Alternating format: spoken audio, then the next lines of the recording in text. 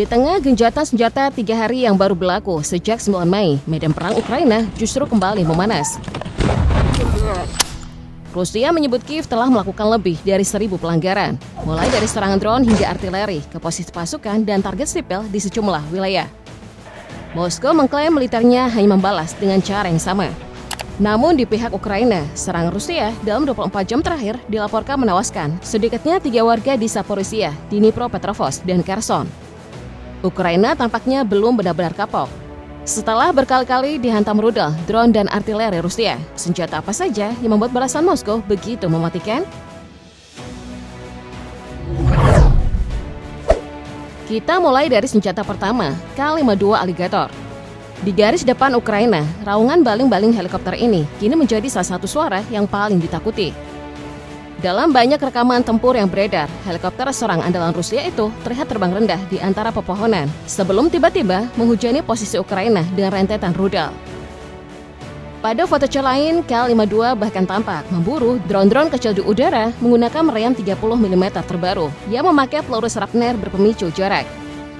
Menurut sejumlah kanal militer Rusia, satu kru K-52 diklaim mampu menjatuhkan puluhan drone dalam satu misi tempur saja.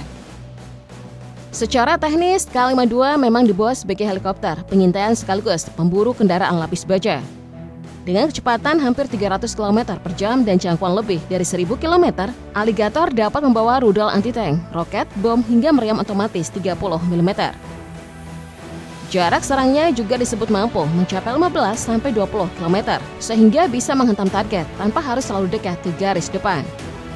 Jika dibandingkan dengan helikopter barat seperti AH-64 Apache, K-52 unggul dalam manuver agresif dan daya tahan di medan tempur berat. Namun helikopter ini tetap punya kelemahan, terutama terhadap rudal anti-udara portable dan drone FPV Ukraina.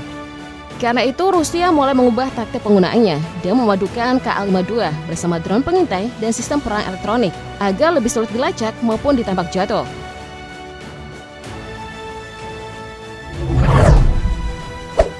Namun perhatian kemudian bergeser ke sebuah footage peluncuran rudal yang ramai beredar setelah Ukraina merilis puing-puing dan detail senjata baru Rusia bernama S-71K Kovyor. Dalam rekaman di media sosial, rudal ini diduga ditembakkan dari jet tempur siluman Su-57 lalu melaju rendah ke arah target. Sekilas tampilannya memang tidak semewah rudal jelajah barat seperti Storm Shadow atau JASSM. Tetapi justru dari kesederhanaan itulah ancamannya muncul. Rusia tampaknya sengaja merancang rudal ini agar lebih murah, lebih sederhana, dan memungkinkan untuk diproduksi massal dalam jumlah besar.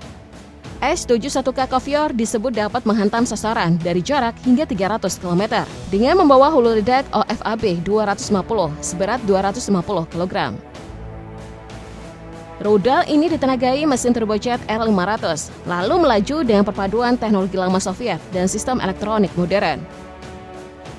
Ironisnya, banyak komponen elektronik di dalamnya justru diduga berasal dari Amerika, Jepang, Jerman, Taiwan, hingga China. Jika dibandingkan dengan rudal barat, Kovyor memang tertinggal dalam urusan sensor canggih dan navigasi presisi. Namun Rusia menutup kekurangan itu dengan cara yang brutal, mengubah bom lama menjadi rudal murah dengan daya rusak besar.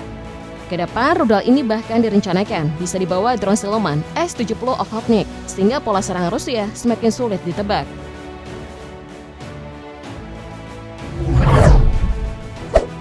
Berikutnya, kemunculan varian UGV memperlihatkan bahwa perang Rusia-Ukraina mulai masuk ke era robot tempur darat.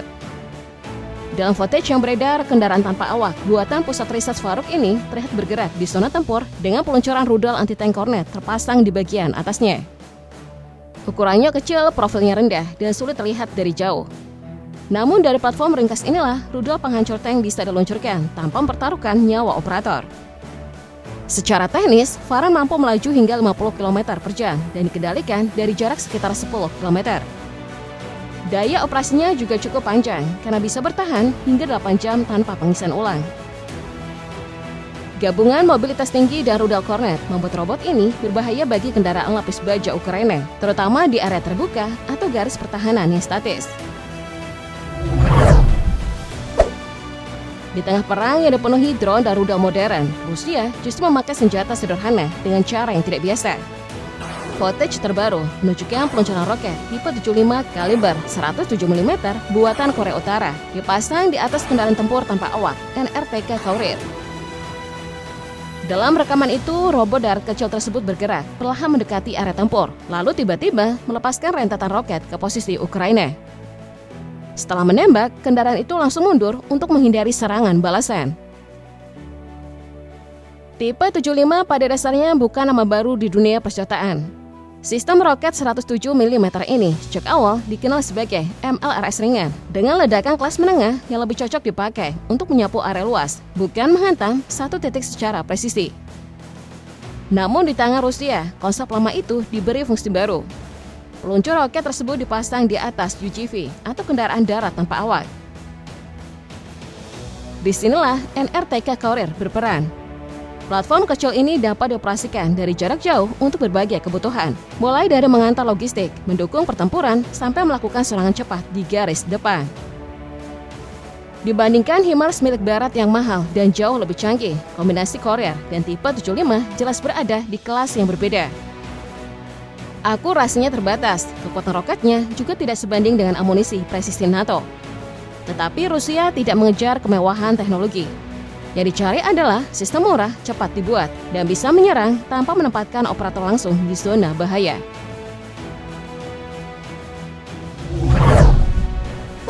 Berikutnya, perhatian tertuju pada rekaman terbaru Su-34 Rusia saat menjatuhkan FIB-500T dan telah dipasang kit UMPK generasi baru. Dari ketinggian, bom itu dilepas, lalu melayang jauh menuju sasaran. Bentuknya memang masih bom gravitasi, tapi cara kerjanya mulai menyerupai rudal murah hasil modifikasi medan perang. Perubahan inilah yang membuat taktik udara Rusia semakin berbahaya. Stok bom era Soviet yang dulu hanya dijatuhkan secara konvensional, kini diubah menjadi bom meluncur berpemandu dengan biaya jauh lebih rendah daripada rudal jelajah modern. FIB-500T membawa ledakan besar yang mampu menghancurkan bunker, gedung hingga titik pertahanan. Setelah ditambahkan UMPK berupa sayap lipat dalam sistem navigasi, bom ini bisa dilepas dari jarak aman, sehingga pesawat Rusia tidak perlu terlalu dekat dengan payung pertahanan udara Ukraina. Sementara Oshab 500 menghadirkan ancaman yang lebih brutal. Selain ledakan utama dan hamburan serpihan logam, bom ini membawa campuran pembakar yang dapat menyapu parit serta bunker dalam area luas. Laut Hitam kini mulai menjadi tempat uji coba baru bagi senjata tanpa awak Rusia. Dalam footage yang beredar, kapal drone bernama Stel atau Skorlupa terlihat melesat di permukaan air sambil membawa drone FPV berbasis kabel fiber optik. Bentuknya memang sederhana, bahkan sekelas lebih mirip speedboat kecil tanpa awak. Namun dari desain ringkas itulah, Rusia tampaknya sedang merancang pola serangan baru dengan menyatukan drone laut dan drone udara dalam satu platform. Tugas Skorlupa adalah membawa drone FPV sedekat mungkin ke sasaran sebelum dilepaskan. Karena memakai sistem fiber optik, operator tetap bisa mengendalikan drone tanpa terlalu khawatir sinyalnya diganggu perang elektronik Ukraina.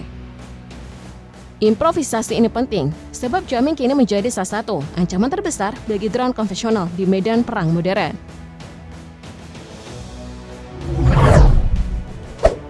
Terakhir ada laporan baru yang ramai dibahas kanal militer Rusia.